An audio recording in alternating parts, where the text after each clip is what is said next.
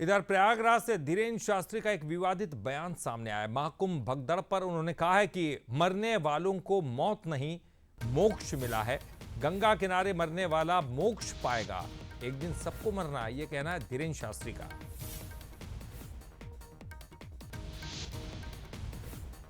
तो उन्होंने एक ऐसी बात कह दी जिस पर अब हंगामा होना तय था। उन्होंने कहा कि मरने वालों को मौत नहीं बल्कि मोक्ष मिला है।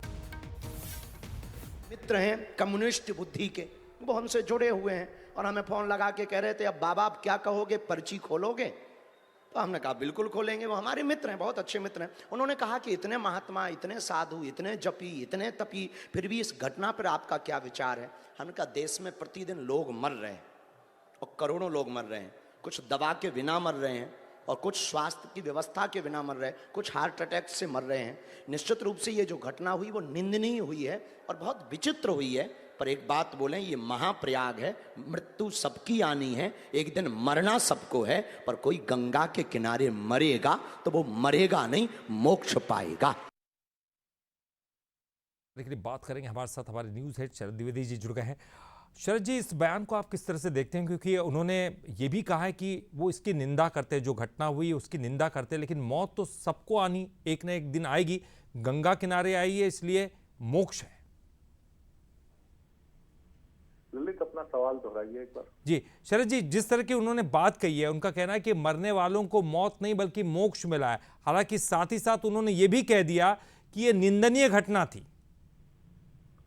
अभी चंद दिनों पहले 26 जनवरी को हमने वहाँ बालक बाबा कहलाते हैं योगेश्वरानंद जी, उनके आश्रम में बात की थी।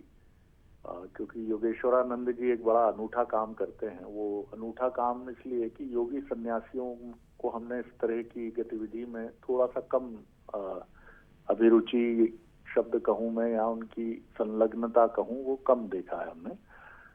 वो शहीदों के लिए यज्ञ करते हैं प्रतिदिन, और उनके परिवारजनों, जो शहीदों के परिवारजन हैं, सैनिकों के, अधिकारियों के, उनके साथ करते हैं।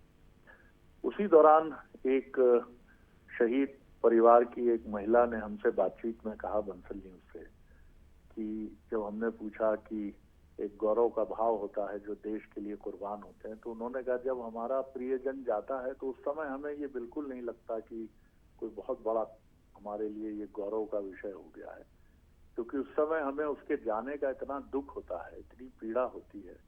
हम ये सोचते हैं कि अब हमारा क्या होगा, मैं पत्नी हूँ, छोटे छोटे बच्चे हैं, इनका क्या होगा।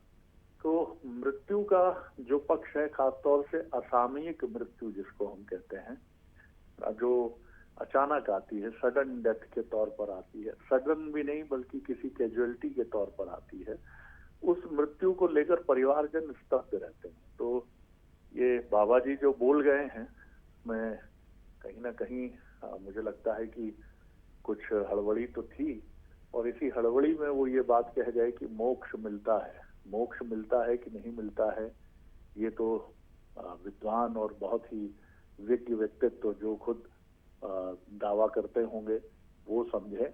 हो सकता है बाबा जी भी समझते हों बहुत बेहतर तरीके से इस बात को, लेकिन उन परिवारजनों को क्या दिलासा दी जा सकती है जिनके परिवारजन हंसते खेलते आए थे और फिर एक निर्जीव शरीर में बदल गए।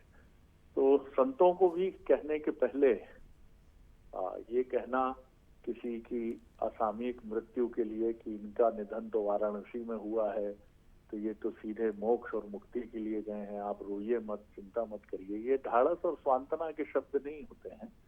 हालांकि उन्होंने जो बात कही है धीरेन्द्र शास्त्री जी ने, वो सांत्वना बंधाने के लिए ही कही है, लेकिन फिर भी इस समय इस तरह की टिप्पणी से बचा जाना ही उचित होता। ललित जी बिल्कुल, बहुत बहुत शुक्रिया आपका इस पूरी जानकारी के लिए।